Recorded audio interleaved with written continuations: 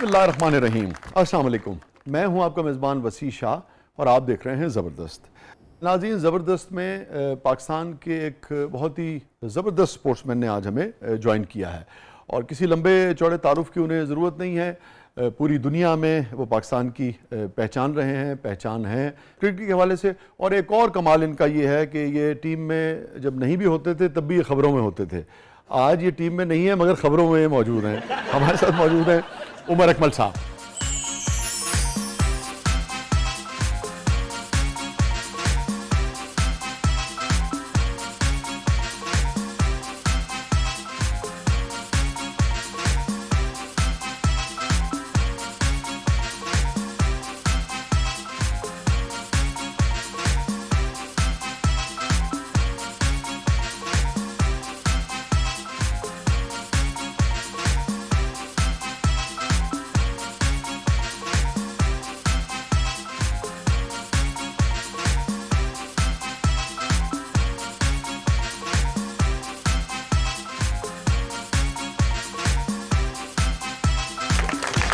Welcome to the show.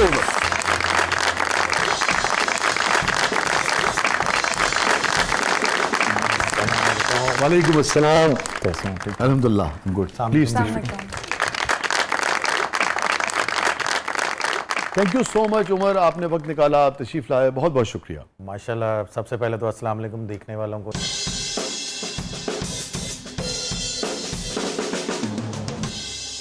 यहाँ पे बैठे जितने भी लोग हैं, वालेकुम अस्सलाम। और मुझे बड़ी खुशी है कि मैं फर्स्ट शो आपके साथ कर रहा हूँ इस चैनल पे, और थैंक यू वेरी मच आपकी पूरी टीम का, आपके चैनल का कि उन्होंने बुलाया, और इंशाल्लाह काफ़ी अच्छी मेमोरीज रहेंगी इस चैनल के साथ इंशाल्लाह ताला इंशाल्लाह। ये अभी एक शॉट देख रहे थे, वो आपसे उलझ रहा था, ये आपसे उलझ रहा था?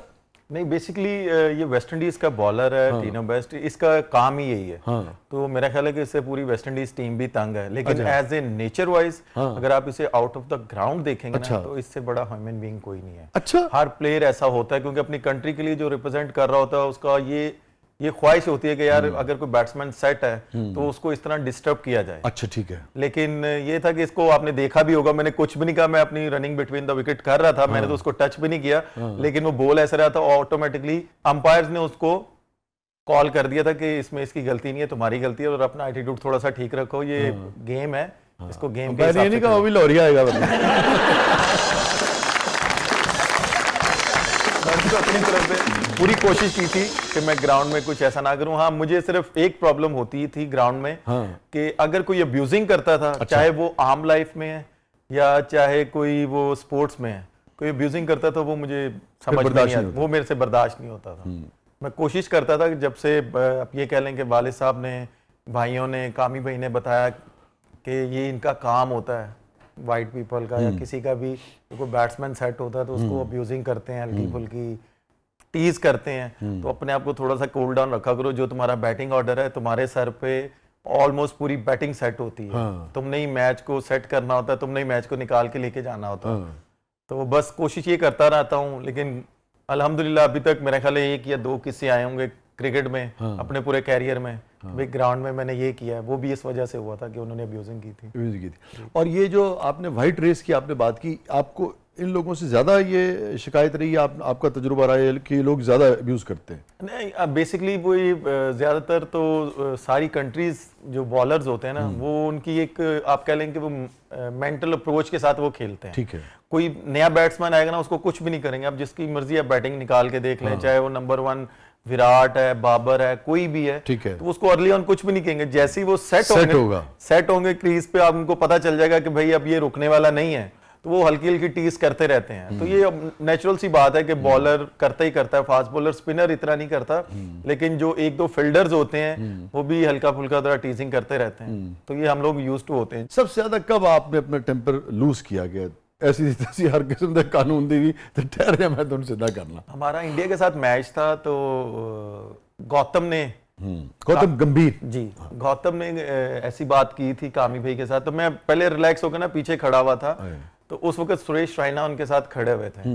तो गौतम ने ना बातें करते करते उसने अब्यूज किया कामी भाई को। अच्छा। तो मैं ऐसे ही ना जरा पास खड़ा हुआ था, तो मेरे कानों में पड़ गई, क्योंकि ये माशाल्लाह सीनियर प्लेयर हैं कामी भाई, गौतम भाई, तो मेरे कानों में पड़ गई आवाज। तो फिर मैंने उधर थोड़ा सा मैं जरा सामने आया, तो फिर वो सुरेश रैना ने, उनके साथ भी बड़ी अच्छी दोस्ती है सुरेश रैना के साथ, तो कामी भाई ने भी मुझे साइड पे किया, तो फिर मैंने कहा इसकी हिम्मत कैसे हुई गाली देने की। अच्छा, गाली दे दी थी बका। तो फिर उन्होंने भी गला खोलो तेरी में। नहीं नहीं, मैं ऐसे नहीं काम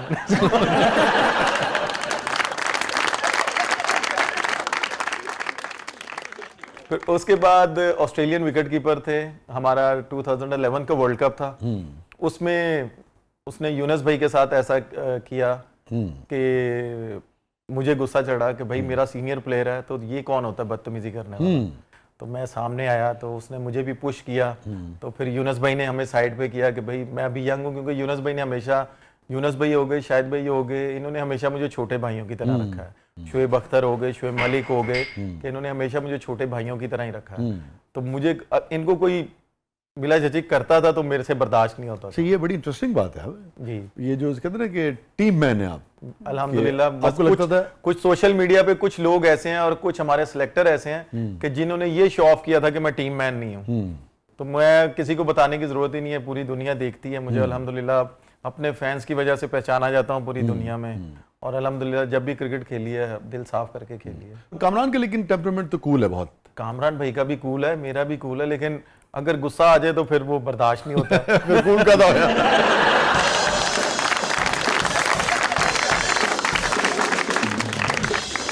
लेकिन वो बहुत कम आता है मुझे गुस्सा। अच्छा, बहुत कम। मैं नॉर्मली हंसना ही खेलने वाला लड़का।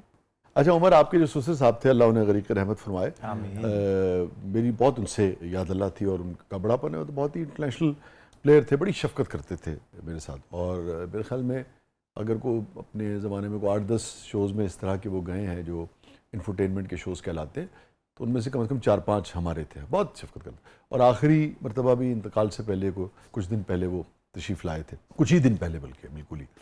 तो मेरा बड़ा ही उनसे प्यार का ताल्लुक़ था, और इतना अजीम प्लेयर, इतना अजीम बॉलर। आप उनके दामाद हैं अब्दुल कादिर साहब के। मैं चाहूँगा उस अजीम आदमी की कोई बात, कोई ऐसी याद जो एक फैमिली मेम्बर के हिस्से से सिर्फ आप तक अभी पहुँची हो, मगर आप समझते हैं यार लोगों तक पहुँचनी चाहिए, ज़रूर शेयर कीजिए। देखिए, जब वो चीफ सेलेक्टर थे ना, उस वक्त मैंने ना डोमेस्टिक में बहुत ज़्यादा परफॉर्म किया हुआ था। उससे पहले जो भी चीफ सेलेक्टर्स थे ना, वो समझ लें कि इग्नोर कर रहे थे। ठीक है। शायद इसी वजह से कि मैं कामरान का भाई हूँ, मैंने परफॉर्म बहुत ज़्यादा किया हुआ था। तो उस वक्त मेरे उन्होंने मैचेस लिए, सारा कुछ किया। तो उस वक्त श्रीलंका की सीनियर टीम आई हुई थी, उसके साइड मैच में मेरा नाम था। ठीक है। तो यूनस भाई कप्तान थे, जिसमें यूनस भाई ने 300 प्लस किया था, जिसमें रिकॉर्ड उन्होंने, हाँ रिकॉर्ड, यस, बड़ा तारीखी मैच है जी, जिसमें कामी भाई ने भी स्कोर किया था। तो यूनस भाई ने ना डिमांड की थी कि भाई मुझे आसिम कमाल चाहिए, आसिम कमाल भाई चाहिए। तो कादर अंकल ने बोला था कि बेटा मैं आपसे झूठ नहीं बोल रहा, मैं यूनस ने मुझसे ये मांगा है। तो मैंने ये बोला कि जी वो साइड मैच में परफॉर्म करते मैं आपको दे दूंगा, कि वो रूल एंड रेगुलेशन के इतने स्ट्रिक्ट थे। हाँ। तो तब भी मैं थोड़ा सा डाउन हुआ। उन्होंने मेरे से ये प्रॉमिस किया कि उमर, मैं तुम्हारी खातिर प्रैक्टिस मैच जो पाकिस्तान के 40 बेस्ट प्लेयर हैं उनको मैं सिलेक्ट करूंगा, उसमें से 4 T20 होंगे और 3 वनडे होंगे। ये आपका मेरा प्रॉमिस है कि मैं आपको वहां पे खिलाऊंगा, सिर्फ आप मेरे से ये प्रॉमिस करो कि आप इसमें परफॉर्म करोगे। अगर आप इसमें परफॉर्म करोगे प्रैक्टिस मैच में ना, प्रैक्टिस मैच ठीक में, है, तो मैं आपको पाकिस्तान ए का टूर था ऑस्ट्रेलिया में, मैं आपको वहां पे रिकमेंड करूंगा। आपको मैं प्रॉमिस कर रहा हूं आप वो वाला टूर करोगे। तो आप बिलीव करें कि मैं एक थोड़ी सी फिर होप आई कि चीफ सेलेक्टर साहब अगर इतनी बड़ी बात कर रहे हैं। फिर मैंने उन मैचों में परफॉर्म किया, पाकिस्तान ए का टूर मैंने ऑस्ट्रेलिया का किया। तो आप ये समझ लें कि उस वक्त मैं नाम मेंशन नहीं करूंगा कि मुझे नेट में भी बारी नहीं मिलती थी। अच्छा। पाकिस्तान ए के टूर में ना, फिर मैंने ऑस्ट्रेलिया में हफीज़ भाई से बात की। मैंने कहा हफीज़ भाई, मैंने इतना परफॉर्म किया है, यहाँ पे नेट में भी नहीं बारी मिल रही मेरे लिए। आपके स्ट्रक्चर के अंदर, सिस्टम के अंदर ये जिम्मेदारी किसकी होती है कि नेट जब हो रहा हो? हेड कोच की होती है। हेड कोच की होती है। उस जमाने में कौन थे वो? बस छोड़े आप अभी। मैं वही बोल रहा हूँ ना कि मैं नाम मेंशन नहीं करूंगा। ठीक। तो हफीज़ भाई ने मुझे ये बोला कि उमर, तुझे अल्लाह ताला पे ट्रस्ट है ना, तुझे मेरे पे ट्रस्ट है, तो सिर्फ चुप करके अपनी साइड पे नॉकिंग करता जा, तुझे मैं मैच सारे खिलाऊंगा। आप यकीन माने कि नॉकिंग कर रहा हूँ कि एक और नजर आई कि यार हफीज़ भाई मेरे डिपार्टमेंट के कप्तान, और वो भी ये बात कर रहे हैं, पीछे अब्दुल कादिर साहब की भी सपोर्ट। तो रात को मीटिंग हुई, तो आप ये समझ लें कि जब वो नाम अनाउंस होना शुरू हुए, पहला नाम अनाउंस, दूसरा अनाउंस, तीसरा अनाउंस, चौथा अनाउंस, पांचवा अनाउंस, तो मैं ना अपने आप को ना मैंने होप खत्म कर दी। जब छठा मेरा नाम बोला ना कि प्लेइंग 11 ये है, तो आप बिलीव करें लिटरली मेरी आंखों में आंसू आ गए थे। मेरे लिए बहुत बड़ा मोमेंट था और अल्हम्दुलिल्लाह अभी तक पाकिस्तान की हिस्ट्री में, बल्कि क्या एशिया की हिस्ट्री में जो रिकॉर्ड मैं बना के आऊं ना, एशिया का कोई भी प्लेयर वहां पे नहीं बना के, अल्हम्दुलिल्लाह कि मैंने इतने 100 किए वहां पे। अच्छा जी। और उसके बाद जब मैंने वापिस आया हूँ तो मैं अपनी वालदा, मेरी अल्लाह ताला मेरी वालदा को जन्नतुल फिरदौस में जगह दे, मैं अपनी वालदा के पाँव दबा रहा था तो पीसीबी में मकसूद भाई का फोन आया मुझे। मैं अभी एक दिन पहले पहुंचा, दूसरे दिन फोन आ गया। पाकिस्तान की सीरीज चल रही थी श्रीलंका के साथ, तो मैं वहां पे, उन्होंने कहा जी आपका नाम आया है। तो मकसूद भाई के साथ वैसे ही हंसी मजाक था। मैं कहा मंसूर भाई, मकसूद भाई क्यों मजाक कर रहे हो, ताड़ी मेहरबानी। कहते यार मैं तेन सही कह रहा, तेरी 3 बजे की फ्लाइट है ये। तो मैं जब वहां पे गया हूँ, मैंने नाम अम्मी को बताया, अब्बू को बताया, तो अम्मी की भी आंखों में आंसू, अब्बू की भी आंखों में आंसू। कि अब्बू वाले साहब की एक विश थी कि मेरे 2 बेटे पाकिस्तान खेले, अल्हम्दुलिल्लाह अपने 3 भाई खेले। अकमल ब्रदरान के नाम से आप दोनों फिर, तो मेरे लिए वो बहुत बड़ा मोमेंट था। फिर मैं जब पाकिस्तान टीम को मैंने ज्वाइन किया तो वहां पे साइड मैचों में, पहला साइड मैच हुआ मुझे बारी नहीं दी गई, दूसरा साइड मैच हुआ श्रीलंका के साथ, तो फिर वहां पे मैंने 102 किया, मैच ड्रॉ करवाया, हम चेस कर रहे थे। तो फिर जब पहला टेस्ट में वनडे स्टार्ट हुआ, मैं नहीं खेला उसमें।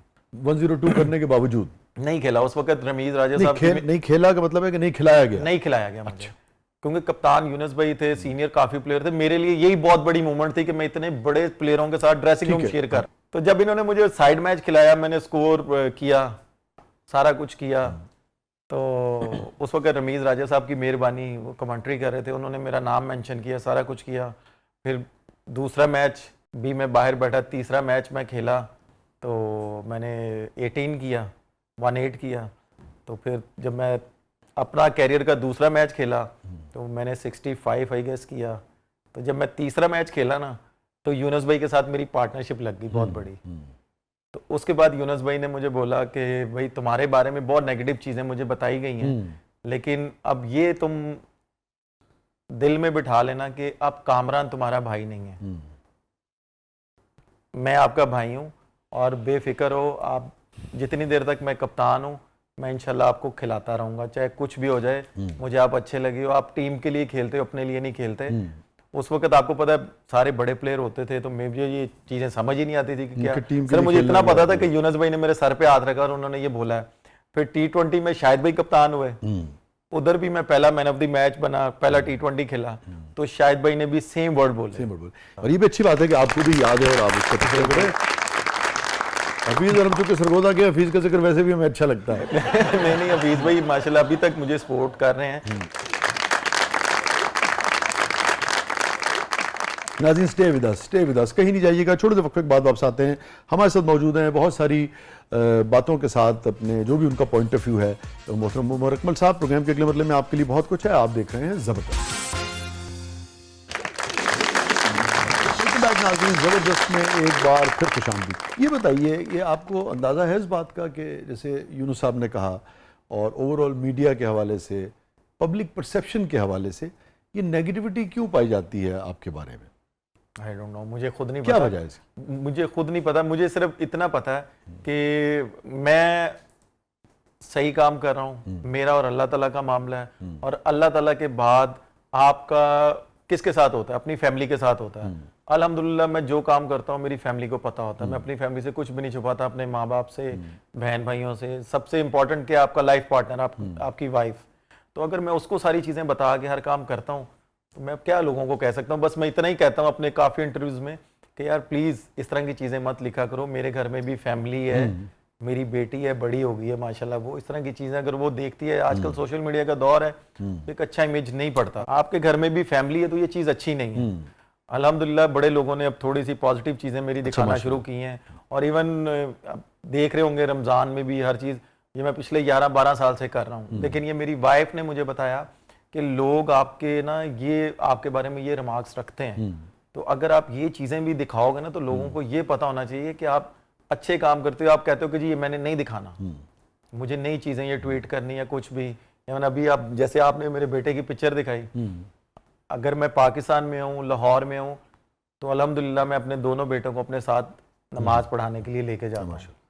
तो ये चीजें इस तरह की मैंने जब दिखानी शुरू की तो लोगों को थोड़ी सी मेरे से, उससे पहले जो आपके बारे में चीज़ें मशहूर रहीं, आप ये समझते हैं कि वो गलत रहीं, बहतान रहा आपके ऊपर, आप कभी किसी किस्म की भी ऐसी नहीं, बेसिकली लोगों का इसमें कसूर नहीं है, लोगों का कसूर नहीं है।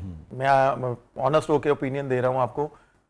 वो बीच में टीम में कुछ ऐसे लोग होते थे ना, वो एक नेगेटिव चीज किसी को बताते थे, मीडिया पर्सन को।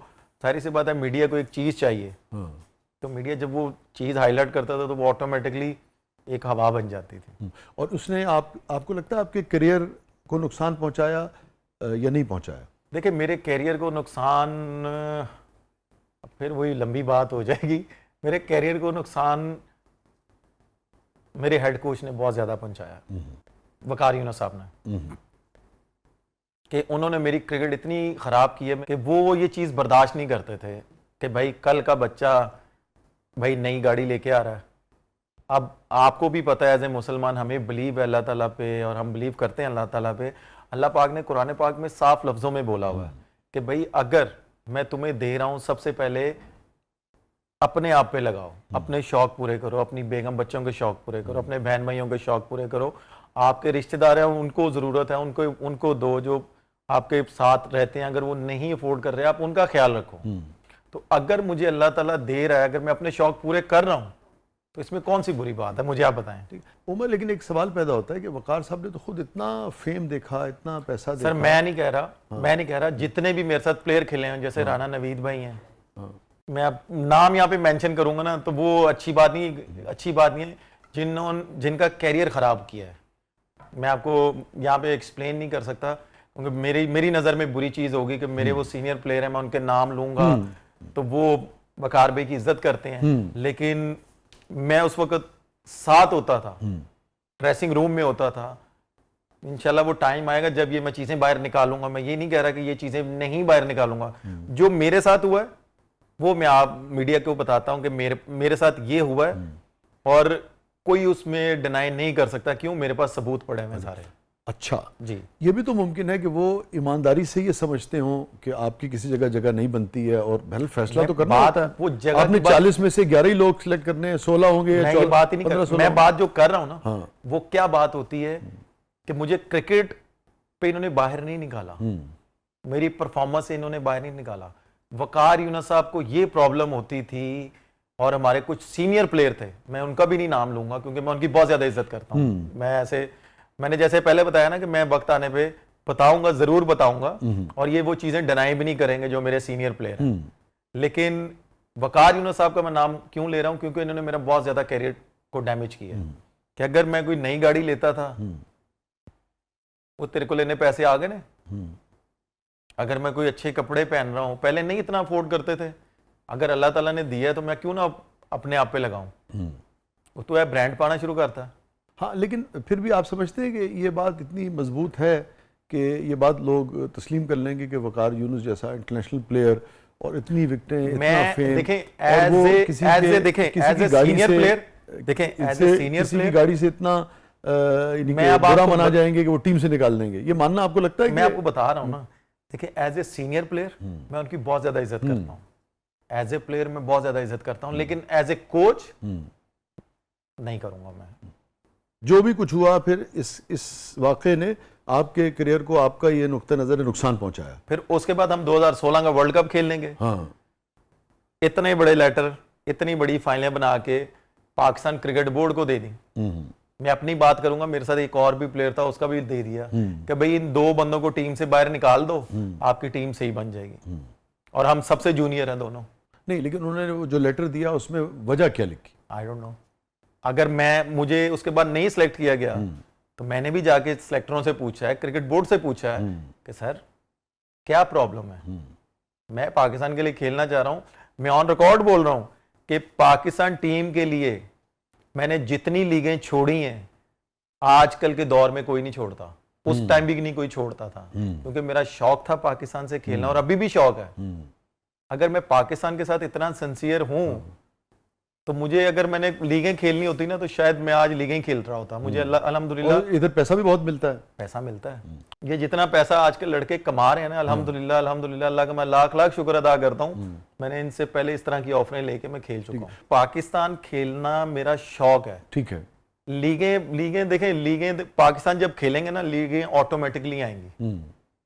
मैंने अभी तक क्यों नहीं रिटायरमेंट दी कि मेरी वाइफ ने मुझे बोला है कि उमर, जो आपके साथ हुआ है, आपने दोबारा एक दफा शर्ट पहननी है। और हमारे क्रिकेट बोर्ड में कुछ लोग ऐसे हैं कि मैं उनको क्या बोलूं यहाँ पे, कि वो ऐसे लोग बैठे हुए हैं, प्रोफेशनल बैठे हुए हैं, ना तो वो PSL खेलने देते हैं और ना ही पाकिस्तान की डोमेस्टिक खेलने देते हैं। अब आप यहां से अंदाजा लगाएं कि एक टाइम वो था कि उमर अकमल, कामरान अकमल के बगैर पाकिस्तान की टीम नहीं बनती थी, कि उमर जो कहता था वो होता था।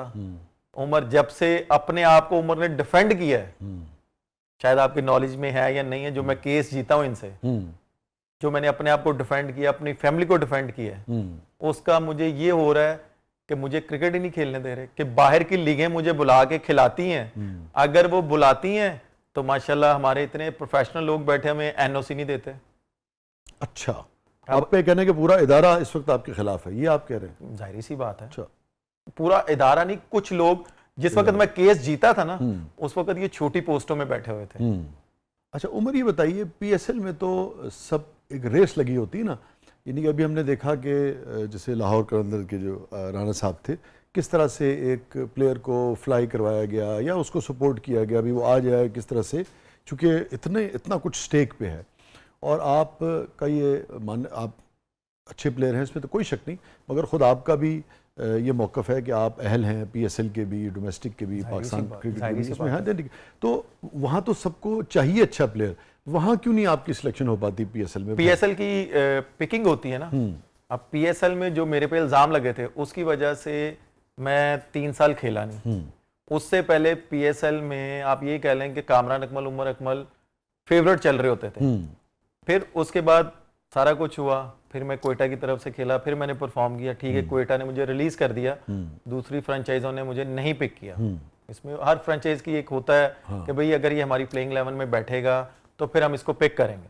मैं इसमें कोई फ्रेंचाइज को नहीं बोलता, लेकिन उसके बाद जब डोमेस्टिक होती है, PSL के जो ऑनर्स होते हैं, जो हेड कोच होते हैं, उस पे नजर होती है, उस पे नजर होती है कि भाई डोमेस्टिक में इसने क्या किया। हाँ, ठीक है। अब डोमेस्टिक मुझे खिलाई नहीं जाएगी तो उसमें वो कहां से पिक करेंगे? मैं समझ गया। मैं आपका जो मौक़िफ़ है वो ये है कि डोमेस्टिक में आपका रास्ता रोका गया है, आपका ये मौक़िफ़ है। अब चूंकि डोमेस्टिक में आपको वहाँ इख्तियार है किसी का और वहाँ आपको नहीं खेलने दिया जाता, चूंकि वहाँ खेलने नहीं दिया जाता, उसकी वजह से PSL में भी आपका रास्ता बंद हो रहा है, लोग देख नहीं रहे, और उसकी वजह से पाकिस्तान टीम में भी इससे पहले आप ये देखें सिलेक्शन मुमकिन नहीं हो पा रही, ये आपका मौक़िफ़ है। बिल्कुल। और ये देखें कि जब डोमेस्टिक इंसान खेल रहा होता ना, जब ये मुझे सारा कुछ इन्होंने मेरे पे पाबंदियां लगाई, सारा कुछ किया, मैं चुप करके बैठा रहा।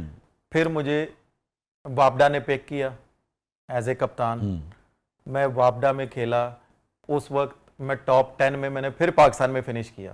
तो मुझे इतनी उम्मीद थी, जैसे कि पाकिस्तान का एक प्रोसीजर होता है कि अगर कोई सीनियर प्लेयर ड्रॉप होता है तो आप उसको पाकिस्तान ए का टूर करवाते हैं, जौन सा मर्जी हो। मुझे ये होप मिली कि यार अब बांग्लादेश आई हुई है, बांग्लादेश की A टीम भी आई हुई है, तो मेरा इसमें नाम होगा।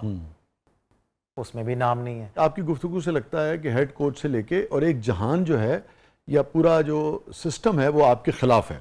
हेड कोच जब शुरू में था ना, शुरू में था, मैं समझ गया। शुरू में देखें विक्की भाई को ना, मैं खुले लफ्जों में कहता हूं, विक्की भाई को ये पसंद नहीं था कि भाई नए बच्चे के पीछे लोग भाग रहे हैं। वो तो देखो देखें वो जिल्लत और सारा कुछ वो अल्लाह ताला के हाथ में जी, वो तो जिसको इज्जत देनी हो, ठीक है। विक्की भाई को ये पसंद ही नहीं था। देखिए वो तो उसके बाद जब ये सारा अब ये जो प्रॉब्लम क्रिएट हो रही है ना, ये हो रही है कि मैंने अपने आप को डिफेंड किया। ठीक है, आपका ये मैं पाकिस्तान का पहला क्रिकेटर हूं जो पाकिस्तान क्रिकेट बोर्ड के खिलाफ सारे केस जीता हूं। तो आप 4 पाकिस्तान में, 1 साल से अदालत में। आप कहना ये चाह रहे हैं कि आपको ये बोलने की सजा दी गई है, ये आपका मौक़िफ़ है। और मुझे ये खुद बोल रहे थे कि भाई मान जाओ, हम तुम्हें 3 महीने या 6 महीने बैन करेंगे, हम तुम्हें वापस ले आएंगे। सिर्फ मैं इस वजह से ये चीज नहीं माना कि मेरे घर में बेटी है, मेरे घर में बेटे हैं, मैंने उनका फ्यूचर सिक्योर किया है। मैंने क्रिकेट बोर्ड से बोला था कि अगर आपके पास सबूत हैं मुझे आप दिखा दें, क्रिकेट बोर्ड के सामने, स्टेडियम के सामने घुटने टेक के माफी मांगूंगा और पाकिस्तान छोड़ के चला जाऊंगा। और आपने तमाम केसेस जीते? अल्हम्दुलिल्लाह मैंने जीते हैं। मैंने कहा मैं पाकिस्तान छोड़ के चला जाऊंगा, मेरे खिलाफ कोई एक सबूत दे दें आप। इनके पास कोई सबूत ही नहीं था, सिर्फ इनको गुस्सा इस चीज का है कि मैं पाकिस्तान का वाहिद प्लेयर बनाऊं जो पाकिस्तान क्रिकेट बोर्ड के खिलाफ केस जीते हैं मैंने सारे, और मेरी वजह से ये, मैं यहाँ पे फिर नाम नहीं लूंगा कि कितने प्लेयरों को इनको मजबूरन क्लियर करना पड़ा कि अगर इसने उमर के वकील कर लिए हमारी और इंसर्ट होगी। ये कुछ लोग ऐसे बैठे हुए, मैं पूरे क्रिकेट बोर्ड को नहीं कह रहा, कुछ लोग ऐसे बैठे हुए हैं।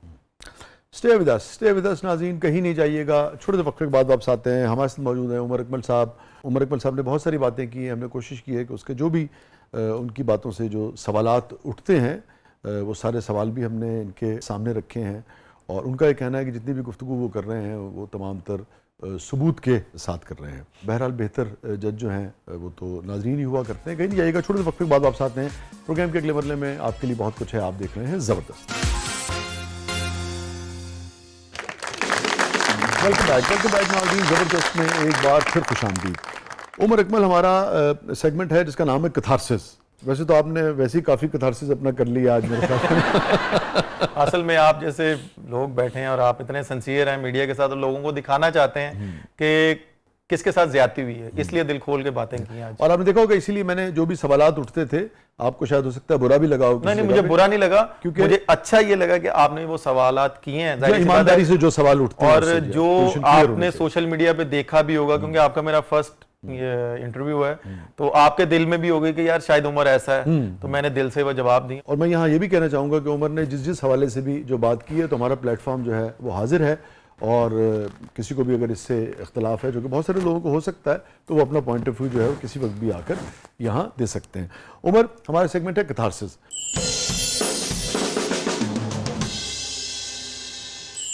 Any regret in life? हाँ, दो वजह आप कह सकते हैं। एक, सबसे पहले जब ये मेरे पे स्पॉट फिक्सिंग लगी थी कि मैंने कुछ किया नहीं था और मेरे पे नजायज़ ये लगा रहे थे, और उस वक़्त समझ लें कि मेरी फैमिली मेरे साथ थी, और मेरी बेटी, मेरा बेटा, मेरी वाइफ, और इन्होंने बोला था कि कमरे से बाहर नहीं निकलना। उस वक़्त सब प्लेयरों की फैमिलीज़ होती थी, बच्चों की कॉरिडोर में आवाज़ आती थी, तो मेरे बच्चे अंदर रोते थे, और 48 घंटे मैं उस कमरे में बंद रहा हूँ। मेरी वाइफ बंद रही है, और बच्चों को हमने जैसे हैंडल किया है कि नींद के सिरप पिलाते रहे हैं। मैं अगर वॉशरूम में जाता था तो मैं अपने आप को कोसता था कि यार इन्होंने क्या किया मेरे साथ।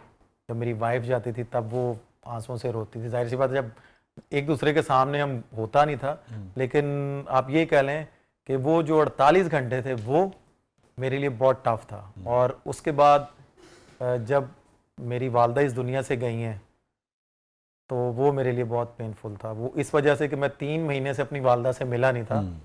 तो कराची में हमारा फाइनल था, तो उसके ठीक 2 दिन के बाद मुल्तान में T20 शुरू होने जा रहा था। तो मैंने कामी भाई कप्तान थे, तो मैंने कामी भाई को फ़ोन किया, लाहौर रीजन को फ़ोन किया कि जी मैंने पहले 3 मैच नहीं खेलने, मैंने घर जाना है। तो उस वक़्त आप ये कह लें कि मैंने अपनी वाइफ को भी बोला अगर आपने घर जाना है घर चले जाना, मैंने ये 5-6 दिन अम्मी के पास रहना, मुझे कोई डिस्टर्ब ना करे। कोई 2 घंटे के बाद वालदा का फ़ोन आया मुझे कि मेरी वालदा पंजाबी बोलती थी कि उमर पुत्र तू मुल्तान चला जा, मैंने कुछ नहीं होता, इतने 3 महीने गुजारे ने 15 दिन और गुजार लेंगे, की हो जाएगा, तेरे बाकी भरा है मेरा ख्याल रखने वाले, मैं बिल्कुल ठीक हाँ। तो फिर मैं, जाहिर सी बात है, वालदा की कोई बात नहीं टालता, मैं कोई भी नहीं टालता होगा मेरी नज़र में। तो मैं जब वहाँ से गया हूँ तो तीसरा मैच जब स्टार्ट होने को आया है, जब कामी भाई टॉस करने जा रहे थे सुबह 8:30, तो घर से फ़ोन आया मैनेजर साहब को, क्योंकि फ़ोन तो हमारे पास होते ही नहीं थे कि इस तरह कामरान के उमर की वालदा की डेथ हुई है। तो आप ये समझ लें कि मेरे लिए वो बहुत शॉकिंग न्यूज़ था। और उसके बाद ये समझ लें कि मैं 1-2 महीने तो मैं कमरे से निकला ही नहीं हूँ, कि मैं क्रिकेट से बिल्कुल बायकॉट कर गया था। फिर मेरे वाले साहब ने आके मुझे समझाया, फिर मैं थोड़ा सा दोबारा फिर आया। तो ये 2 मोमेंट मेरे लिए बहुत, अभी भी मैं अगर करता हूँ ना तो मेरा जिस्म कांपने लग जाता। अच्छा। तो मैंने पाकिस्तान के लिए इतना कुछ किया, end of the day Pakistan cricket board ही मेरे ख़िलाफ़ हो गया। पर उसके बाद मेरी वालदा चली गई कि मैंने पाकिस्तान की क्रिकेट के लिए अपना सारा कुछ सेक्रीफाइस किया, तो फिर मेरी वालदा भी चली गई।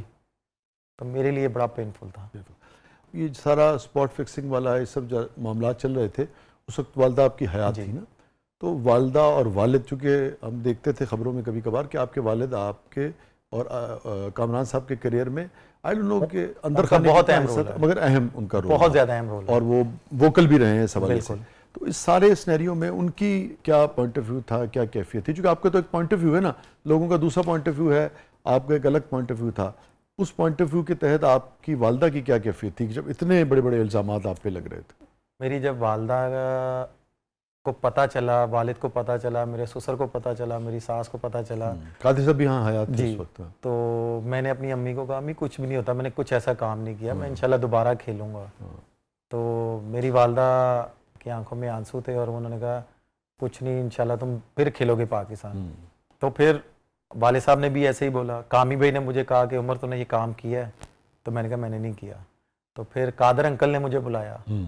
कादर अंकल ने बोला कि उमर बेटा मुझे सच्ची सच्ची बताएं, तूने ये काम किया है? मैंने कहा अंकल ये मैंने काम नहीं किया। तो उस वक़्त कादर अंकल ने बोला था कि बेटा कुछ भी है, आपने अपने केसों को डिफेंड करना है, अल्लाह ताला आपके साथ हैं, सच बोलोगे तो तुम ऐसे क्लियर हो गए जैसे मक्खन में से बाल निकलता है। अगर एक झूठ बोलोगे ना, एक झूठ के पीछे तुम्हें 10 झूठ बोलने पड़ेंगे। अगर तुमने ये नहीं किया, तुम केस करो, अल्लाह ताला तुम्हारे साथ हैं। पैसों की प्रॉब्लम है, कुछ भी प्रॉब्लम है, कामरान तुम्हारे साथ है, मैं भी तुम्हारे साथ हूँ। पैसों की परवाह ना करना, अपने आप को डिफेंड करना अगर तुम सच्चे हो तो। और अल्हम्दुलिल्लाह मैंने अपने आप को डिफेंड किया। मेरे जो वकील हैं, अल्लाह ताला के बाद मैं उनका शुक्रिया अदा करता हूँ कि ख्वाजा साहब थे, उन्होंने मुझे बहुत ज़्यादा डिफेंड किया। ये फरमाइए हैप्पीएस्ट मोमेंट कामरान अकमल साहब की ज़िंदगी का। आप ये कह लें कि जब मैंने पाकिस्तान टीम को ज्वाइन किया, कामी भाई मेरे साथ थे, सीनियर प्लेयर। एक तो ये बहुत बड़ा मोमेंट था। और दूसरा मोमेंट मेरे लिए वो था कि जब मैंने टेस्ट मैच में पहला 100 किया था ना, तो उस वक्त कामी भाई मेरे साथ क्रीज पे खड़े हुए थे। अच्छा, दोनों भाई थे, वाह। और उस वक्त पाकिस्तान टीम थोड़ा स्ट्रगल कर रही थी। कामी भाई की और मेरी पार्टनरशिप लगी थी। मतलब क्रिकेट की तारीख के लिए भी एक बड़ा मेमोरेबल। और कामी भाई की मेरी पार्टनरशिप लगी थी। कामी भाई ने 85 किया था और मैंने 129 किया था। तो मैं इतना खुश था कि वो एक होता ना, ऐसे मुसलमान हम सजदा करते हैं, अल्लाह का शुक्र अदा करते हैं। तो मैं ढूंढ रहा था कि किबला किस तरफ है। तो कामी भाई ने मुझे बोला कि सजदा करो, अल्लाह का शुक्र अदा करो, और इस तरफ किबला है। तो मैंने जब शुक्र अदा किया, कामी भाई ने मुझे गले लगाया। मेरे लिए वो बहुत बड़ा मोमेंट था। और मेमोरेबल मोमेंट, यादगार लम्हा।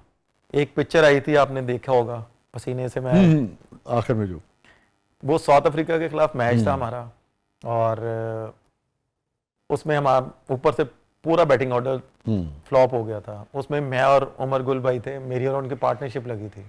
तो मुझे ये टेल एंडर थे जी, मुझे ये होप थी कि अगर मैं क्रीज पे रहूंगा ना तो ये मैं मैच निकाल के ले जाऊंगा। तो मैंने गुल्ली भाई से बात की। मैंने कहा गुल्ली भाई आउट नहीं होना। नहीं, मैंने उनको ये बोला, मैंने कहा गुल्ली भाई इनका टारगेट मैं हूँ। हाँ ठीक है, जितना स्कोर पड़ा हुआ ना, इनको पता है कि अगर मैं विकेट पे रहूंगा ना मैं कुछ कर जाऊंगा। मैंने कहा इनका टारगेट मेन मैं हूँ। मैंने कहा गुल्ली भाई आपने इस चीज का फायदा उठाना है। खैर वो सीनियर प्लेयर थे, लेकिन एज ए बैटिंग प्लेयर या आप कह लें कि बैट्समैन, एक नॉलेज होती है इंसान कि भाई दूसरी टीम का ये तो उमर गुल है, ये ऑलराउंडर है, इतना बैटिंग कर नहीं सकता, रन कहाँ लेना है इसको नहीं पता, इसको तो हम जब मर्जी पकड़ लेंगे, उमर को पकड़ो। तो मैंने गुल्ली भाई को ये बोला, तो गुल्ली भाई ने कहा नहीं उमर तू बेफिक्र है, तू और मैं रहेंगे, मैच जितवा देंगे। उसमें गुल्ली भाई मैन ऑफ द मैच हुए, और जब जरा स्कोर रह गया था तो गुल्ली भाई आउट हो गए। तो उस वक्त सईद अजमल मेरे साथ खेल रहे थे। तो मैंने सईद भाई को ये बोला था कि सईद भाई सिर्फ ये 2 बॉल रोकने आपने, बाकी आप मेरे पे छोड़ दें। तो अल्हम्दुलिल्लाह जब वो मैंने मैच विन करवाया, और मैंने अल्लाह का इतना शुक्र अदा किया कि उसकी वजह से हम अगले राउंड में पहुंचे थे। वो भी आपका मेमोरेबल मोमेंट है। उमर अकमल साहब की जिंदगी का सबसे गमगीन वाक़या? देखिए मैं बार बार यही चीज़ बोलूँगा, मैं यकीन माने कि अपने यूट्यूब पे अपने मैच भी नहीं देखता मैं। अच्छा। सिर्फ इस वजह से कि यार मैंने इतना कुछ किया पाकिस्तान के लिए और मेरे साथ ये हो रहा है। आप ये समझ लेंगे जब मेरी वालदा इस दुनिया से गई थी मेरी आंखों में तब आंसू थे, या जब मैं आजकल के प्लेयरों को देखता हूँ। देखिए मैं प्लेयरों को कभी भी गलत नहीं बोलता, लेकिन जो जैसे मैंने पहले बोला ना क्रिकेटर बैठे हुए हैं कि वो इस चीज को नहीं देख रहे कि भाई इसने डोमेस्टिक में क्या किया है, इसने फर्स्ट क्लास में कैसा परफॉर्म किया है, तो उसकी बेस में हम लोग लेके आ रहे हैं। आज आप मुझे ये बता दें कि पीएसएल में जो 2 छक्के मारता है, जो 140 पे 1 बॉल करता है, उसको ग्रीन कैप दे दी जाती है। भाई पाकिस्तान की ग्रीन कैप की वैल्यू तो इतनी रखो कि आने वाले प्लेयरों के लिए उनको ये पता हो गया यार हमने ये परफॉर्म करके फिर हमें ये ग्रीन कैप मिलनी है। आजकल आप जिसको मर्जी उठा के देख लें, उसका टारगेट क्या है, पीएसएल खिला दो। पैसे मिलते हैं वहां से? पैसे भी नहीं, 2 छक्के मारेंगे ग्रीन कैप मिल जाएगी।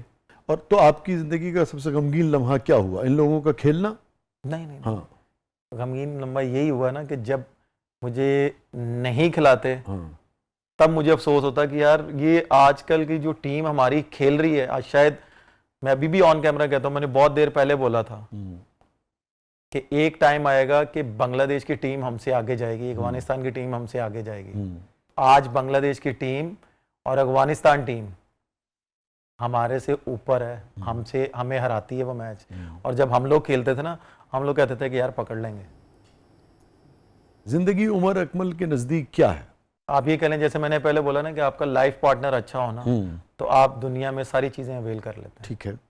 कि जब मेरे पे ये टाइम आया था ना, तो आप ये समझ लें कि मेरी वाइफ ने मेरा बहुत ज्यादा साथ दिया, उसने मुझे गिरने नहीं दिया। Very good. कि मैं जितना शुक्र अदा करूं अल्लाह ताला का कि अल्लाह ताला ने मुझे ऐसी वाइफ दी है कि मुश्किल टाइम पे वो मेरे साथ खड़ी होती है। और उसके बाद मेरी वाइफ ने मुझे ये चीज़ बोली कि उमर टेंशन लेना छोड़ दो, ज़िंदगी एक दफ़ा मिलती है, आपके पास आपके बच्चे हैं माशाल्लाह, मैं हूँ, आपने अपनी ज़िंदगी इंजॉय करनी है। तो आप बहुत ज़्यादा टेंशन लेते थे? सारी सी बात है कि एक बंदा 7वें आसमान पे चल रहा हो और ठा करके बेसमेंट में गिर जाए, कि उसने कभी ये चीज़ देखी ना हो, तो वो क्या करेगा। तो आपकी बेगम ने बहुत आपका साथ दिया। अल्हम्दुलिल्लाह। तो आपका ज़िंदगी का सबक ये है कि लाइफ पार्टनर अगर खूबसूरत हो और साथ देने वाला हो तो हर मुश्किल से इंसान निकल आता है। तो हम सफ़र आपके साथ अच्छा होगा ना, तो अल्हम्दुलिल्लाह फिर आपको कोई परेशानी नहीं होगी। क्योंकि ये जितनी देर तक आप जिंदा हैं टेंशनें तो आती रहनी है, चाहे फैमिली से आए, बाहर से आए, हर जगह से आए। जब आप इस दुनिया से पर्दा कर देंगे फिर किस चीज़ की टेंशन। तो इसलिए मेरी वाइफ ने बोला था कि उमर अपनी लाइफ जियो, आप ये अभी आपकी एज ही क्या है जो आपके वाइट बाल आना शुरू हो गए, आप क्यों इतना सोच रहे हो। अगर मैं ये कहूँ कि सारे क्राइसिस ने और कुछ किया या नहीं किया, मगर आपका और आपकी अहलिया का रिश्ता मजबूत किया ज़्यादा। मैं कह रहा हूँ कि इस चीज़ में मेरे सामने वो लोग आए हैं कि मैं आपको एक्सप्लेन नहीं कर सकता। कि वो कहते हैं ना कि अच्छे टाइम पे तो हर कोई साथ होता है, दोस्तों का, अजीजों का तभी पता चलता है जब हल्का सा टफ टाइम आए कौन साथ होता है। तो मुझे इन चीज़ों ने बड़ा कुछ सिखा दिया। तो बेगम से मोहब्बत में इजाफा हुआ? बहुत शुरू से इजाफा था, लेकिन चीज़ें बहुत ज़्यादा इंप्रूव हुई। और ये जो आपके बारे में इधर उधर की खबरें आ जाती हैं, वो कौन सी? ऐसी लोग नहीं, आप बताएं कौन सी? उमर बड़ी सीरियस बातें होगी, अब आप बताएं कौन सी? लोग कहते हैं उमर बड़ा रंगीन मिजाज है। कौन नहीं होता। अब मेरा शौक है म्यूजिक सुनना। ठीक है, नहीं म्यूजिक सुनना नहीं, ऐसी रंगीन मिजाजी जिसपे वाइफ जो है वो खफा हो, ये कहते हैं लोग। अल्हम्दुलिल्लाह ऐसा नहीं है। अल्हम्दुलिल्लाह वो गलत है, वो गलत है। मेरी वाइफ, मैं आपको जैसे मैंने स्टार्टिंग में बताया ना, आपके इल्म में है ये बातें। मैं कह रहा हूँ कि मैं सोशल मीडिया देखता ही नहीं, ऑनेस्टली बात बताऊं, मैं देखता ही नहीं, सिर्फ इसी वजह से कि यार लोग क्या लिख रहे हैं क्या नहीं। हाँ, जब मुझे चीजें पता चलती है ना। क्यों करते हैं? I don't know. अब मुझे एक बात बताएं, अब ये भी आर्टिस्ट बैठे हुए हैं, थिएटर वगैरह का शौक है आपको इसलिए? नहीं, पहले था, अब नहीं। दुनिया जाती है वो तो? नहीं, पूरी दुनिया जाती है। मैं खुद अभी तक, मैं जब रात को सोता हूँ तो मेरा अगर मूड ऑफ हो तो मैं तो स्टेज ड्रामा खोल कर यूट्यूब पे देखता हूँ। कौन से स्टेज के दोस्तों में से सबसे ज्यादा कौन से 3 लोग आपको बहुत पसंद है या पसंद रहे? देखें, नासिर चिन्योटी साहब, इफ्तिखार ठाकुर साहब, फिर नसीम विकी, ठीक है, तारक टैडी, बाकी नानी लोग जितना मार तंग करें। नहीं, मुझे नहीं, अल्लाह का शुक्र है, मैंने कभी उनके साथ बुरा नहीं किया। नहीं, मजाक कर रहा हूं। जफरी खान, ठीक है, फिर सारी सुहेल अहमद साहब, टॉप नॉच है ये आपको पसंद? सुहेल अहमद साहब, कि इनके मुझे ड्रामे बहुत अच्छे लगते हैं। उनके बाद जो लौट आई है ना, उन्होंने भी बहुत अच्छे किए हैं ड्रामे, लेकिन बीच में कुछ ड्रामे ऐसे चल पड़े थे, हमारी गवर्नमेंट ने उस पर स्टेप लिया है, तो अल्हम्दुलिल्लाह वो दोबारा बेहतरी की तरफ चल रहे हैं। मैं जब जाता था ना, आप बिलीव करें कि फैमिलीज भी आके देख रही होती थी। कभी इस पे आपने बात की यार एक दुनिया जाती है, मैंने कितनी दफा बोली, मैं अभी भी बोल रहा मैं जाता हूं तो इसमें क्यों लोगों को तकलीफ है? हूं। मुझे आई डोंट नो, मुझे नहीं पता क्यों है। लोग नहीं करते, बेसिकली ये कुछ अंदर के लोग होते हैं ना, जैसे हर डिपार्टमेंट में होता ही, आपको पता है कि कुछ लोग कहते हैं कि यार इसकी हमारे साथ क्यों नहीं है, तो वो मीडिया को बताते हैं, मीडिया आके कैच करता है ये वो। मीडिया को भी ये चाहिए ना कि भाई मेरी पर्सनल लाइफ है, मैं कोई गलत तो नहीं कर रहा, इतनी दुनिया बैठी हुई, अगर मैं भी बैठ गया तो कौन सा गलत कर दिया।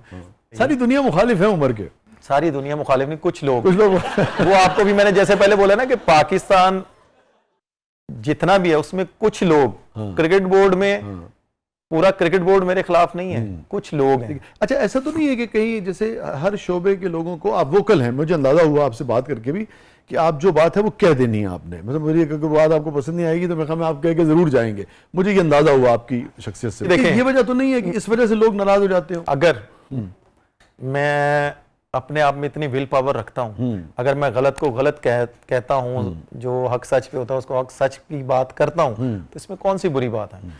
नहीं, मैं अंदाजा लगाना चाह रहा हूं, आपका क्या ख्याल है कि ये वजह है? यही आप कह सकते हैं कि यार मेरे दिल में जो बात होती मैं कह देता हूँ, जो गलत बात होती मैं गलत बोलता हूँ, जो सही होती मैं उसको सही बोलता हूँ। क्योंकि मैंने मेरे माँ बाप ने ये चीज सिखाई थी कि अगर झुकना है तो अल्लाह ताला के आगे झुकना है, अगर खेलना है तो अपनी परफॉर्मेंस पे खेलना है। Thank you so much Umar, आपने वक्त निकाला, आप तशरीफ लाए, बहुत बहुत शुक्रिया। थैंक यू, बहुत बहुत शुक्रिया।